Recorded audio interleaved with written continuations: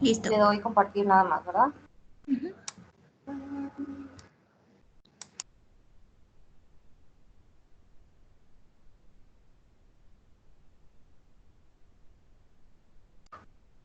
Ok. Empiezo.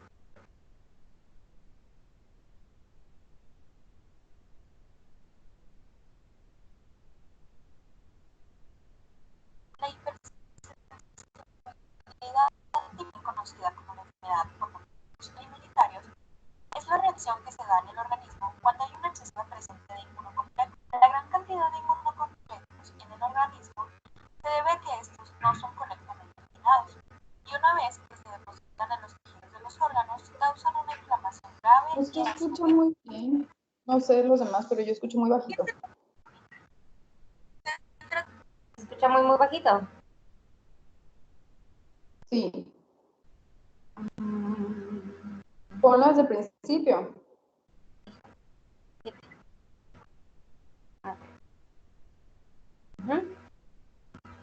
A ver. Y súbele al audio para ver. ¿Se escucha más? ¿Por qué no?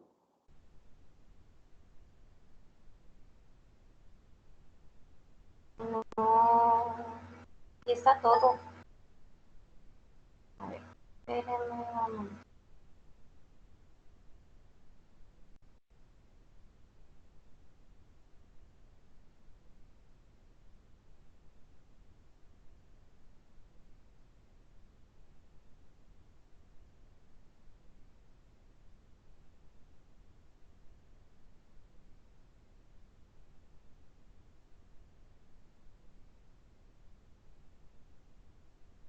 A ver, inícialo.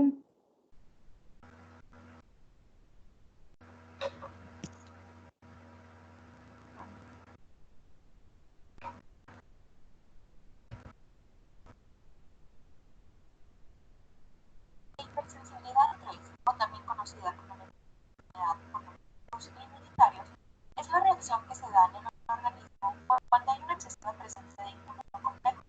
La gran cantidad de inmunocomplejos en el organismo. ¿Se escucha igual? Ahorita sé quién está compartiendo, Loren. Sí, yo. Ah, bueno.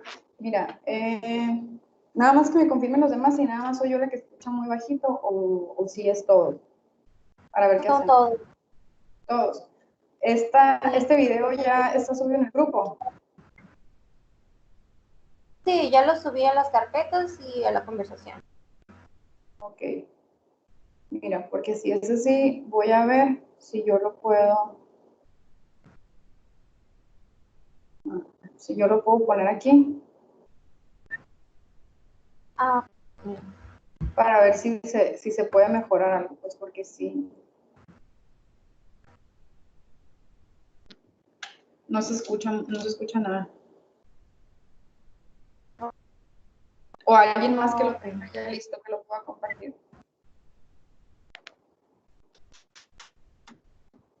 ¿No?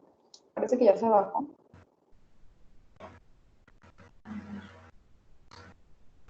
Ya lo bajé. Si quieren, yo lo pongo. es que varios de mis... ¿Cómo? Es que varios de mis compañeros estaban teniendo internet malo, entonces batalla Sí. también. Déjame tratar de compartir yo, ¿ok? Ok.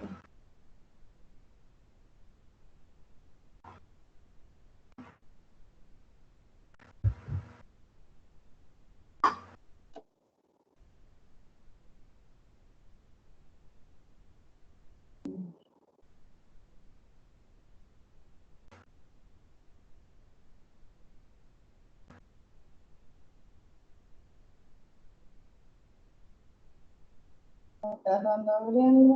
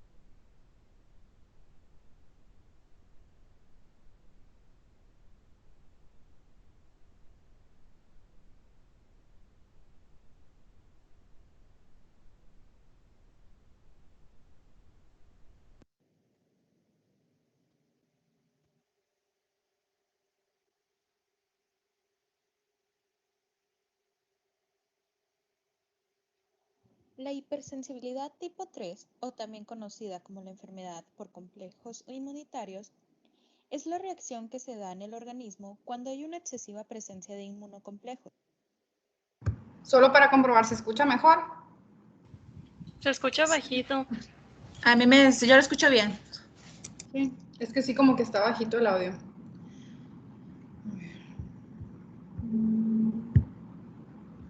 Pero se escucha mejor que el anterior. Sí. Bueno, pues lo vamos a poner así. Ahí súbenle todo el volumen a ustedes. La gran cantidad de inmunocomplejos en el organismo se debe a que estos no son correctamente eliminados, y una vez que se depositan en los tejidos de los órganos, causan una inflamación grave y a su vez un severo daño. ¿Qué es el complejo inmunitario?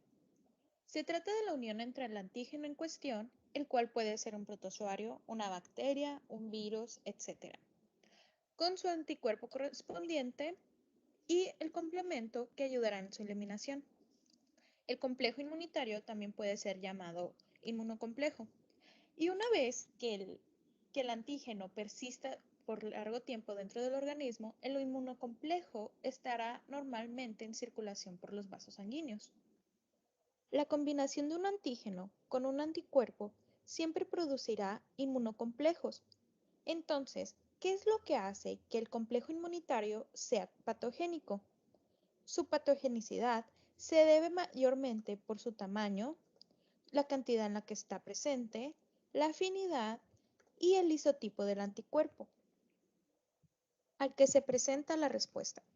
La aparición de reacciones de hipersensibilidad de tipo 3 de importancia clínica se atribuye especialmente a la formación de cantidades excesivas de estos inmunocomplejos.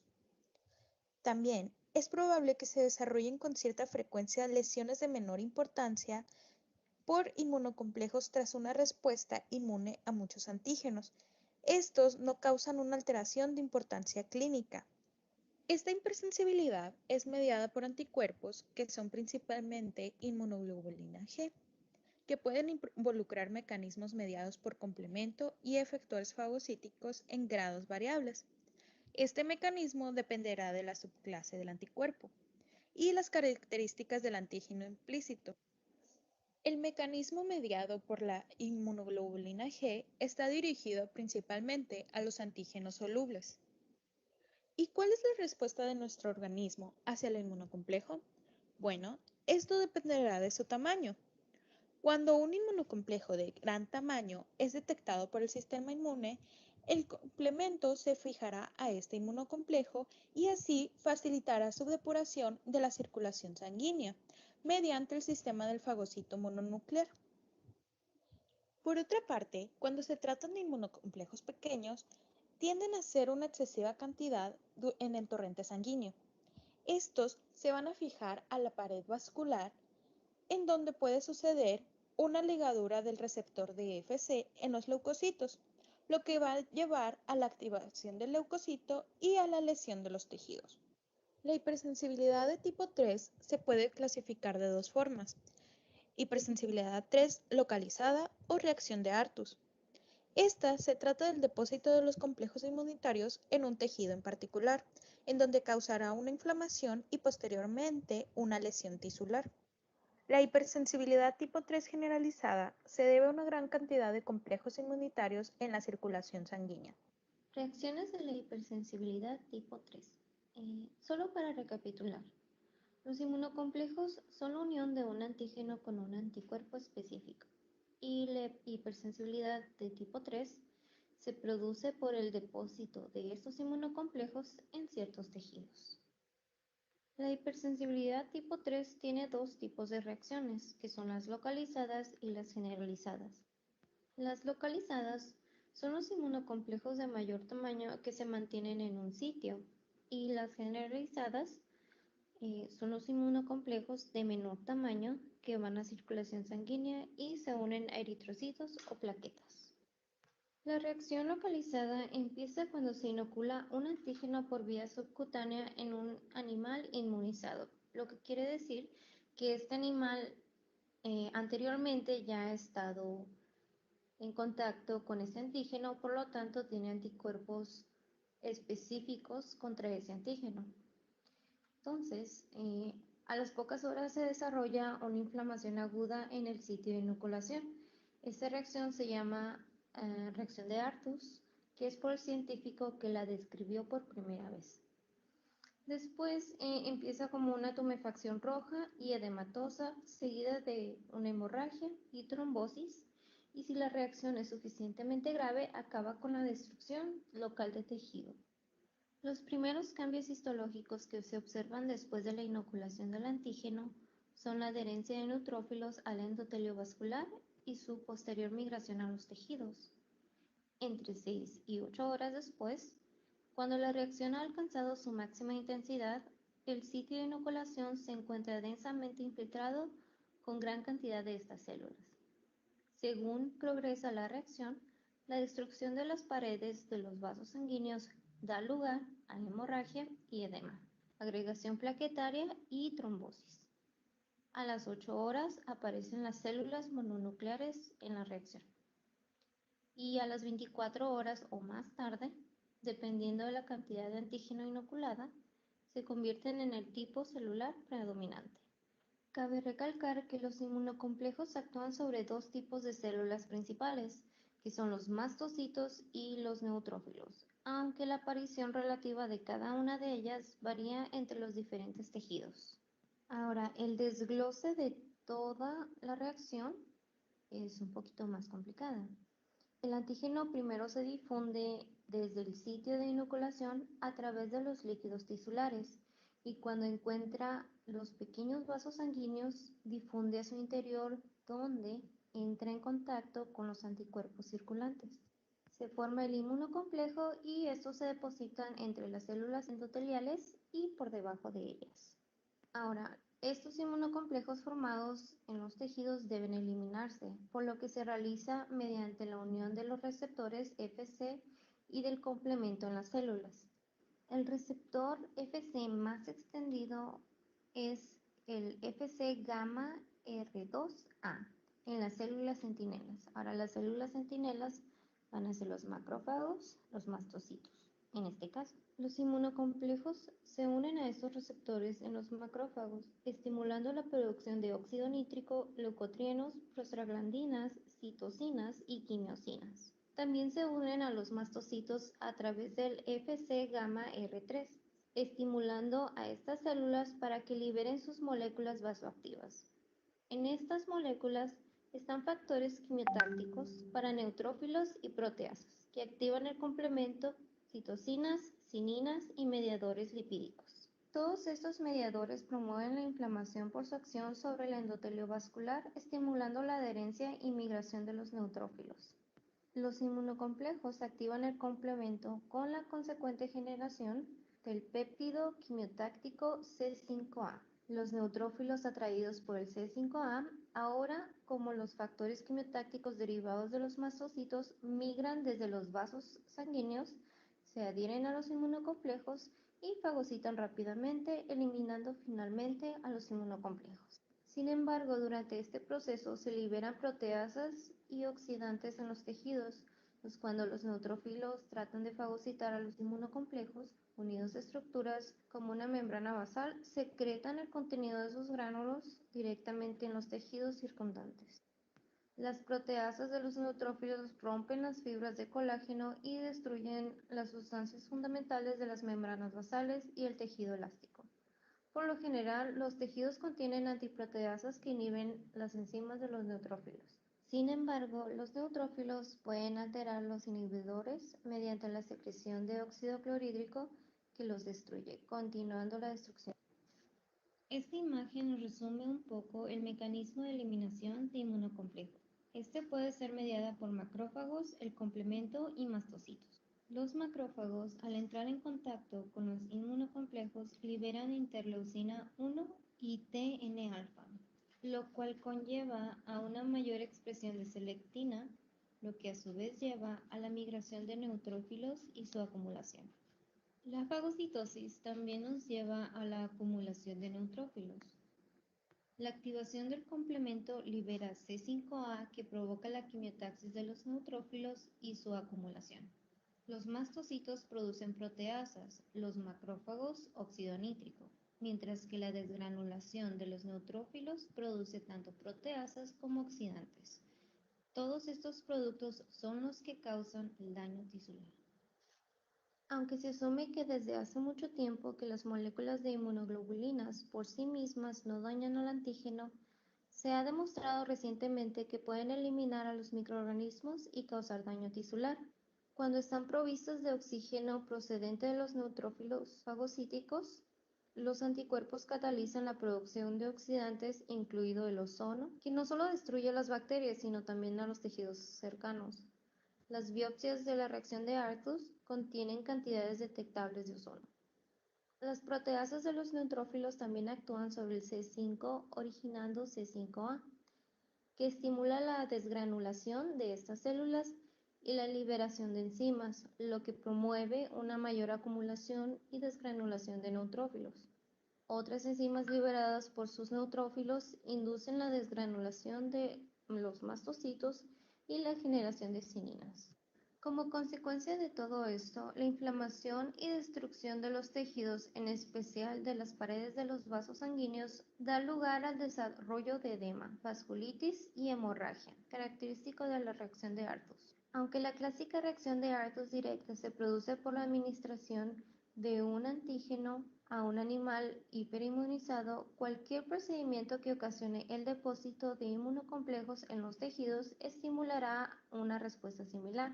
Por lo tanto, se puede producir una reacción de Artus invertida si se administran anticuerpos por vía intradérmica a un animal con altos niveles de antígeno circulante. Cuando se inoculan inmunocomplejos preformados, en especial si estos tienen un exceso moderado de antígeno, provocarán una reacción similar.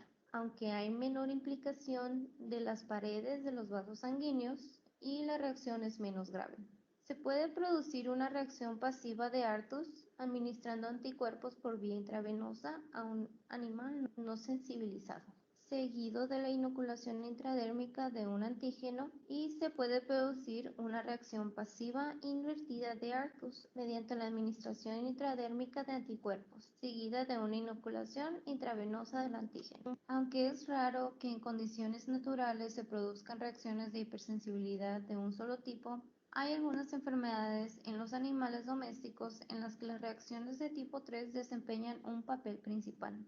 La reacción de Artus clásica suele producirse en la piel, ya que es el sitio más adecuado para la inoculación del antígeno. Sin embargo, las reacciones de tipo 3 locales pueden ocurrir en muchos tejidos, dependiendo del sitio preciso de la localización del antígeno. Las reacciones generalizadas de hipersensibilidad de tipo 3 es cuando se administra un antígeno por vía intravenosa a animales con altos niveles de anticuerpos circulantes. Se forman inmunocomplejos en la circulación sanguínea. En condiciones normales, estos inmunocomplejos son eliminados por su unión a eritrocitos o plaquetas, o si son muy grandes, por el sistema mononuclear fagocítico. Sin embargo, si los complejos se producen en cantidades excesivas, pueden depositarse en las paredes de los vasos sanguíneos, en especial de arterias de tamaño medio, y en vasos donde hay una extravasación fisiológica de líquido, como glomérulos, cápsulas sinoviales y el plexo coroidal. Un ejemplo excelente de este tipo de hipersensibilidad es la enfermedad del suero. La hipersensibilidad de tipo 3 local o reacción de Artus es un modelo experimental de vasculitis en donde se induce una inflamación y necrosis localizada por la acción de complejos inmunes. Esta se puede inducir experimentalmente en un animal por medio de vacunas u observarse como parte de algunas enfermedades como la hepatitis infecciosa canina, la fiebre porcina clásica, anemia infecciosa equina, piometra crónica en perras y en neumonías causadas por esporas fúngicas. Para explicar la reacción de Artus en su forma más simple, se puede pensar en un conejo que ya se encuentra sensibilizado, es decir, que este ya tiene anticuerpos IgG e IgM, a un antígeno en particular, por ejemplo la albúmina bovina. Ahora bien, si se inyecta a este animal el antígeno en forma local, se inducirá una respuesta de tipo 3 local respectivamente. Una vez inyectado el antígeno, se formarán complejos inmunitarios con la consecuente fijación del complemento.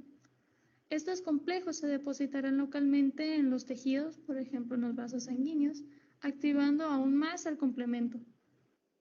Cabe mencionar que muchos de estos complejos se depositan en áreas subendoteliales, es decir, entre la célula endotelial y la membrana basal, por lo cual no pueden ser fagocitados por los neutrófilos. Esto ocasiona que los neutrófilos liberen sus enzimas lisosómicas, como las proteasas, lipasas, colagenasas, etc., al exterior, causando necrosis celular en las zonas donde se depositaron los complejos.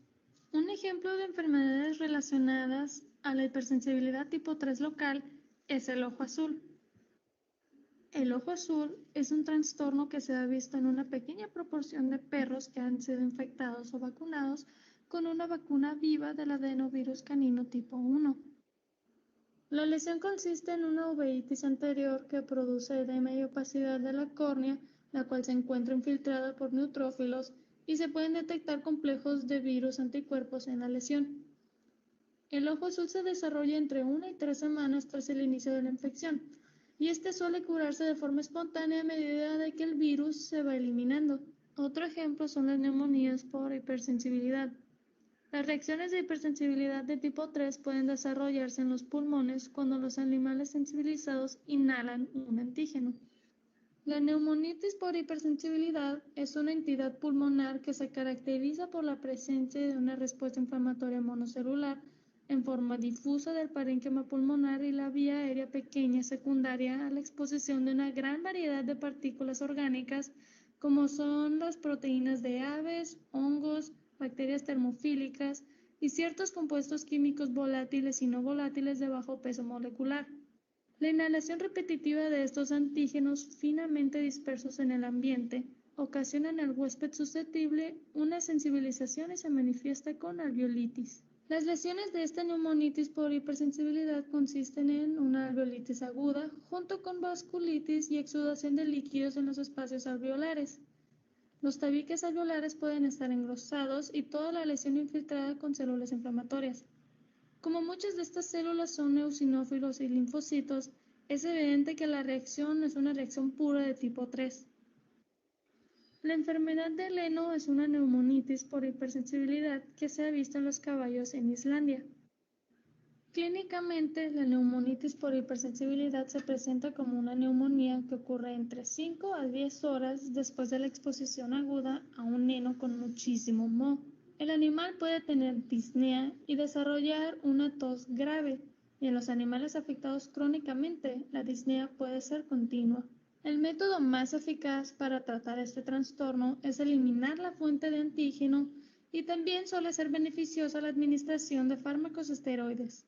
Otro ejemplo es la hipersensibilidad estafilocócica, la cual es una dermatitis pruriginosa y pustulosa de los perros. Las pruebas cutáneas con antígenos estafilocócicos sugieren que participan las hipersensibilidades 1, 3 y 4. Los hallazgos histológicos de vasculitis dérmica neutrofílica sugieren que la reacción de tipo 3 puede predominar en algunos casos. También se puede incluir a la hepatitis infecciosa canina, la cual es una enfermedad altamente contagiosa y de amplia distribución mundial, a menudo fatal, que puede afectar a caninos domésticos y salvajes. Esta hepatitis es causada por un adenovirus canino tipo 1. La enfermedad se caracteriza principalmente por la generación de lesiones endoteliales a causa de la predilección del virus hacia estos tejidos y a la formación de complejos inmunes debido a la respuesta de anticuerpos circulantes, afectando así gran cantidad de órganos, también dando de resultado una amplia variedad de signos clínicos, lesiones y trastornos vasculares. Finalmente está la glomerulonefritis. El riñón, debido a su función de filtración, es blanco común de hipersensibilidad de tipo 3 en algunas infecciones de curso crónico en las que el antígeno persiste por periodos prolongados. Cuando los inmunocomplejos son depositados en el glomérulo, causan un engrosamiento de la membrana basal y la estimulación de la proliferación de las células del glomérulo. Cualquiera de las tres poblaciones celulares del glomérulo, como las células epiteliales, endoteliales y mesangiales, pueden proliferar, por lo que la lesión se denomina glomerulonefritis membranoproliferativa, o MPGN. Si los inmunocomplejos se depositan solo en la región mesangial, la proliferación de células mesangiales originará una glomerulonefritis mesangioproliferativa. Las lesiones de la MPGN se clasifican según su histopatología en 3 tipos principales. Glomerulonefritis membranoproliferativa de tipo 1. La MPGN de tipo 1 está causada por el depósito de inmunocomplejos en los vasos glomerulares. Estos complejos suelen penetrar el endotelio vascular, pero no en la membrana basal, por lo que quedan atrapados en el lado endotelial donde estimulan el edema y la proliferación de las células endoteliales. La MPGN de tipo 2, o enfermedad de los depósitos densos, es similar a la enfermedad de tipo 1 en que hay proliferación endotelial y mesangial. Sin embargo, esta se caracteriza por la presencia de depósitos densos y homogéneos dentro de la membrana basal glomerular, o sea, en la lámina densa, más que en la superficie. La MPGN de tipo 2 se produce por una activación descontrolada del complemento y se ha visto en los cerdos con deficiencia en el factor H. Finalmente está la MPGN de tipo 3, la cual es variante de tipo 1, pero difiere por la presencia de inmunocomplejos en el lado endotelial como epitelial de la membrana basal. Se cree que los inmunocomplejos muy pequeños penetran la membrana basal y se depositan, estimulando el edema y la proliferación de las células epiteliales. Si es excesivo, estas células proliferativas pueden llenar el espacio glomerular para formar medialunas epiteliales. Se ha descrito solo un caso de causa desconocida en un gato. Con el tiempo, los glomérulos afectados realizan escasa filtración de sangre, dejando así escapar en la orina moléculas de proteínas plasmáticas, lo cual se denomina proteinuria, como la albúmina. Si el proceso continúa, el animal perderá progresivamente más albúmina, con el consecuente descenso de la presión coloidosmótica intravascular, lo que originará la formación de edema. De continuar el proceso, el animal puede morir por insuficiencia renal y congestión pasiva crónica. Entre los ejemplos más comunes de estas enfermedades están infecciones virales como la fiebre porcina clásica crónica, la peste porcina africana y la anemia infecciosa equina.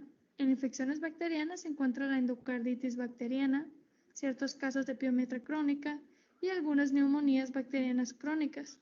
Algunas neoplasias como linfosarcoma y mastocitoma también están incluidos. Reacciones generalizadas de hipersensibilidad de tipo 3. Se dan debido a la formación de inmunocomplejos circulantes por grandes cantidades de antígeno que entran en la sangre y se fija un anticuerpo. Si el antígeno es excesivo, se forman complejos pequeños, y como las células fagocíticas no los depuran con facilidad, pueden producir reacciones de tipo 3 que lesionan tejidos en diversos sitios. Enfermedad del suero. Se observó que en pacientes humanos que habían recibido una dosis muy alta de suero antitetánico equino desarrollaban una reacción 10 días más tarde. A eso se denominaba la enfermedad del suero y consistía en una vasculitis generalizada con eritema, edema, urticaria en la piel, neutropenia, hiperplasia de nódulos linfáticos, tumefacción articular y proteinuria. La reacción por lo general era de breve duración y mejoraba a los pocos días. Una reacción similar se dio de forma experimental en conejos mediante la administración de una dosis alta de antígenos por vía intravenosa. La enfermedad experimental puede ser aguda si está causada por una única inoculación alta de antígenos, o puede ser crónica si son múltiples inoculaciones de pequeñas cantidades. En cualquier caso, los animales desarrollan glomerulonefritis y arteritis. Nefropatía por inmunoglobulina A es la causa más importante de fallo renal en humanos. En esta forma de glomerulonefritis membranoproliferativa de tipo 1, los pacientes tienen elevados niveles de inmunoglobulina sérica.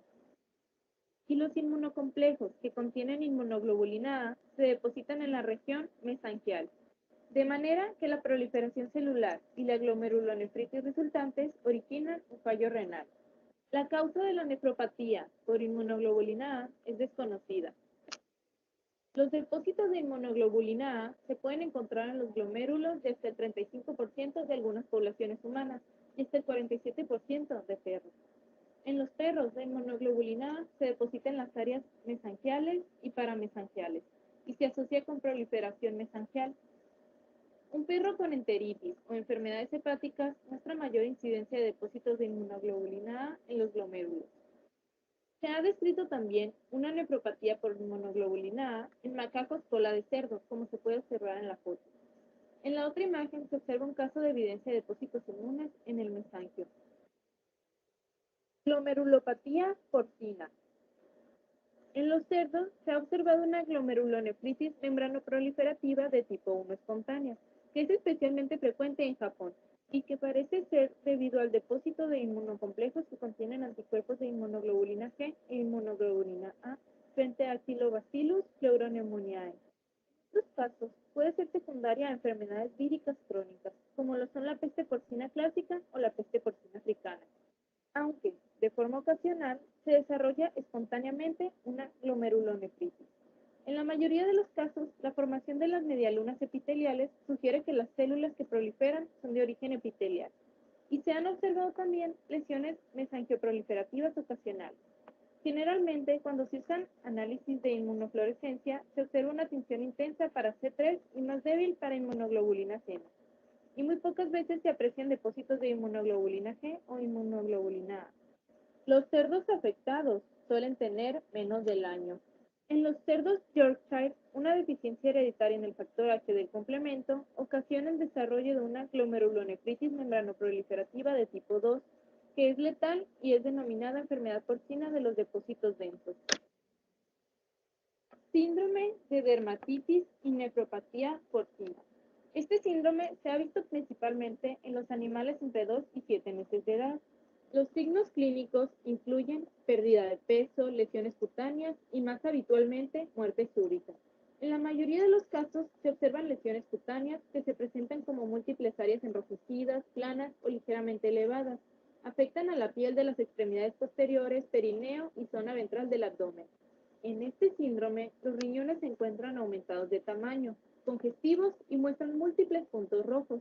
Las lesiones cutáneas se asocian con una vasculitis general de las arterias pequeñas y medianas de la dermis y subdermis, que originan la necrosis de la epidermis. Las lesiones renales consisten en una glomerulonefritis que puede ser aguda y necrosante o proliferativa. Este síndrome parece ser una enfermedad por inmunocomplejos que afecta al epitelio vascular, en el que las inmunoglobulinas G y M y el complemento se depositan en los vasos necróticos y alrededor de los mismos en las fases iniciales de la enfermedad. Parece que están implicados tanto bacterias como virus, habiéndose aislado antígenos específicos de Pausterella multocida de los tejidos renales afectados.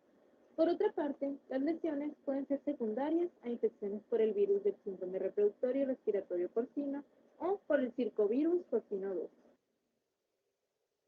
Dirofilariasis.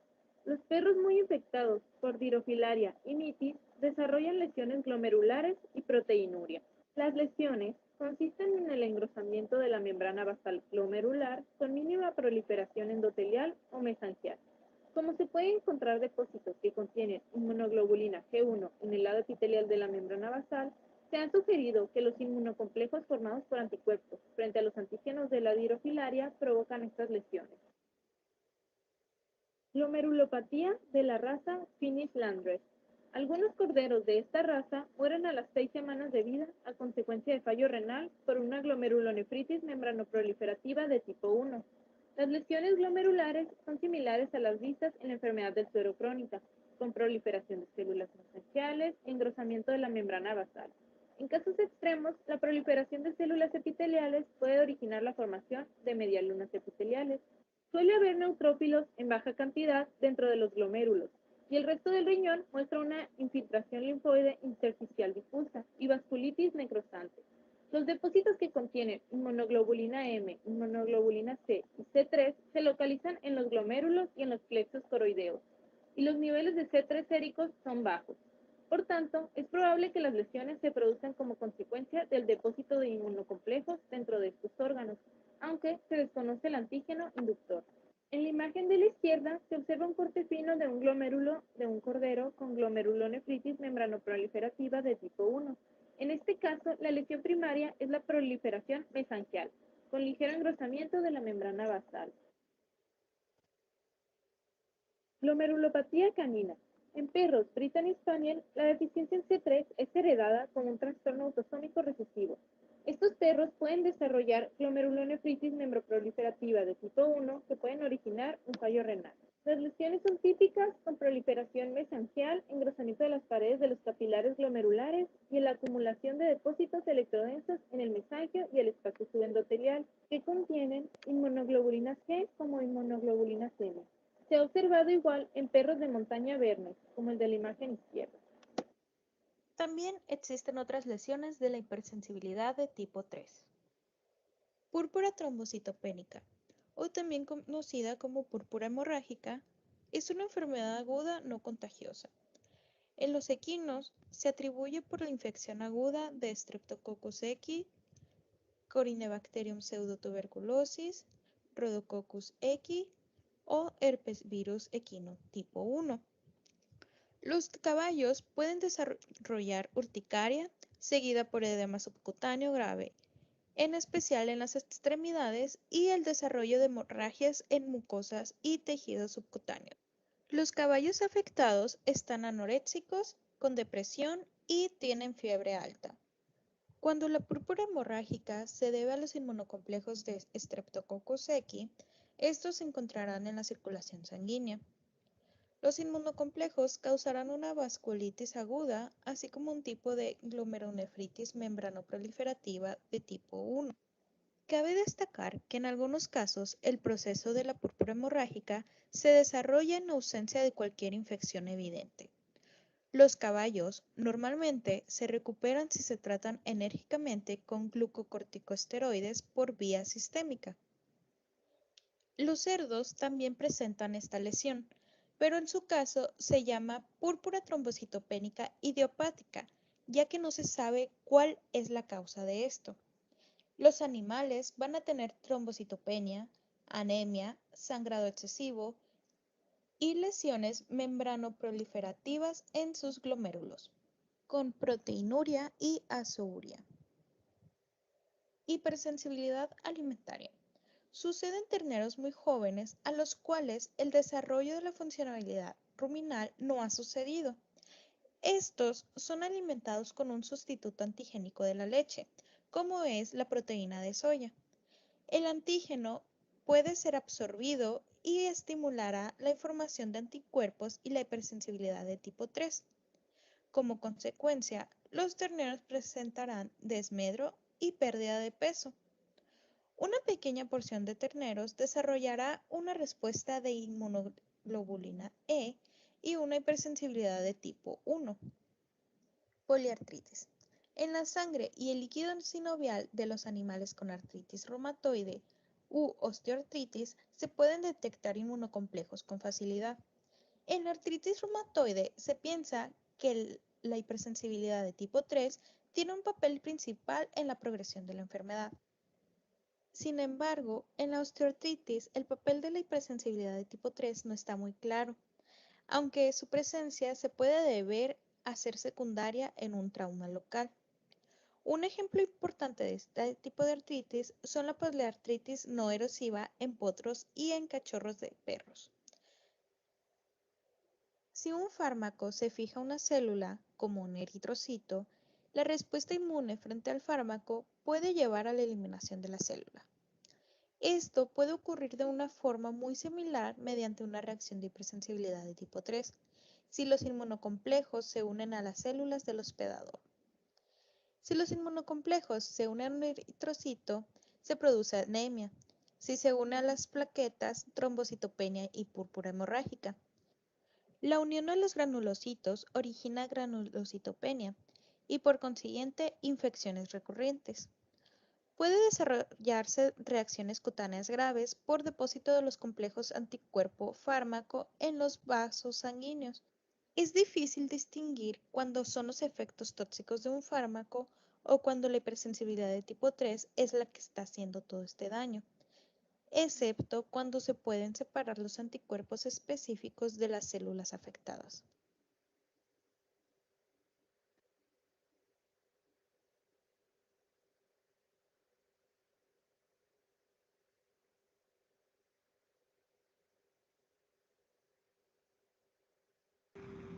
Oigan, pues muy bien, ¿eh? Muchas felicidades. ¿Y le gustó, profe? Sí, sí me gustó mucho. Está muy completa la presentación, está muy explicado todo. Sí, prácticamente cubrieron todo, lo explicaron muy bien. Pues no sé, o sea, Muy bien. sí se cubrió todo lo que tenían que cubrir. La parte más importante aquí es que expliquen los mecanismos y pues obviamente también quedan algunos ejemplos. Y no sé, yo la verdad sí creo que lo hicieron muy bien. No sé si alguien tenga alguna duda del grupo.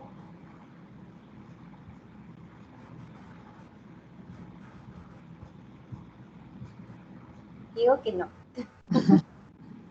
Bueno, nada más así en general, esta pregunta ya para que quede claro a todos, ¿cuál sería la diferencia de la hipersensibilidad 3 con respecto a las otras?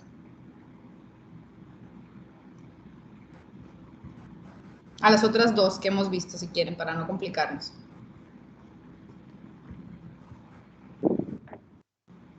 ¿Al equipo Pues o a todos? No, al equipo 2, al equipo 3, perdón. Ah, ok. Al equipo 3, los que pusieron ahorita, me tienen que contestar esa porque es un criterio de evaluación. Entonces, en la rúbrica, les tengo que hacer por lo menos una pregunta para ver cómo me contestan.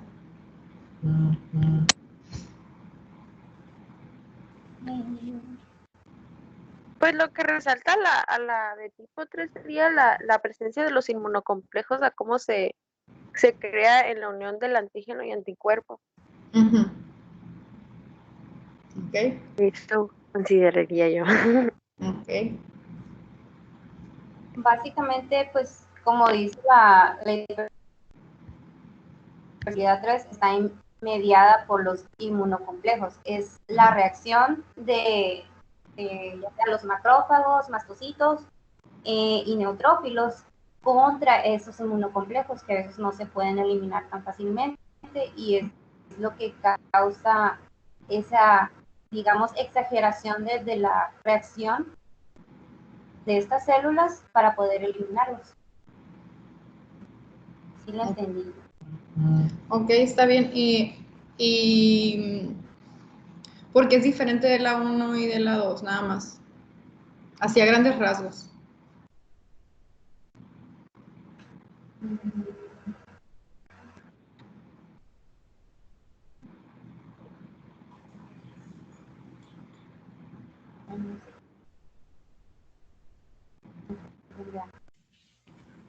Pues a lo que yo leí, pues es que esta es nefrotóxica, ¿no? A diferencia de las otras. Uh-huh. Sí. Hicieron una tabla comparativa, ¿ustedes se acuerdan? Sí, Pues si quieren la pueden usar. Ahorita para que vaya quedando más claro y más integrado todo.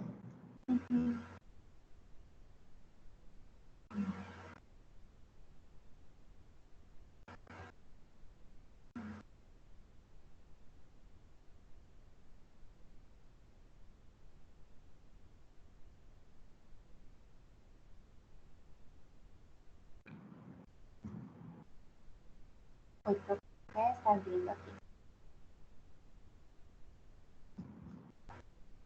En la tipo 1, pues más que nada es rápida, es mediada por la activación de las células cebadas y es más alérgica, es más rápida. Uh-huh. Y está mediada por la IgE, el anticuerpo IgE. Uh-huh. La 3 también, pero... Ah, no, la 3 IgG, perdón. Uh-huh. Y la tipo 2, el antígeno relacionado con la célula o la matriz y el receptor de superficie celular. Está medida también por el complemento, fagocitos, linfocitos. Ok.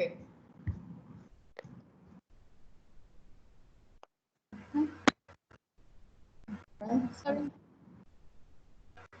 Está bien. ¿Alguien quiere agregar algo más? Pues yo creo que sí, más general, es que es diferente las inmunoglobulinas, ¿no? En las que son mediadas cada hipersensibilidad. Y pues cabe recalcar que cada una tiene tiempos diferentes en las que se van a expresar. Y pues tienen como diferentes a lo que se da, como a lo que entendí más así yo, como en el lugar. O sea, cada una tiene así como que lo refleja más en cada lugar en la que es. Y no, por ejemplo, en esa que era inoculado en subdérmica, ¿no? Era inoculado el antígeno. Y en otras se expresaba diferente. Entendí yo. Bueno, está bien. Está bien, es a grandes rasgos, ¿no? Pero también esa va para todos. Para todos. Quiero que vayan distinguiendo las diferencias, porque a lo mejor cuando ustedes hicieron el cuadro, no habían visto tan profundamente cada tema y a lo mejor no le habían entendido tan bien. Entonces sí les encargo que vayan revisando sus cuadros y que si tenían algunos espacios que les habían quedado en blanco, que los sigan complementando. ¿Sale? Bueno, muy bien, pues muchas felicidades. Muy bien hecho, equipo 3. Gracias, profe. Bueno, Gracias. gracias. Nos vemos mañana. Cuídense. Bye. Bye bye. See you tomorrow.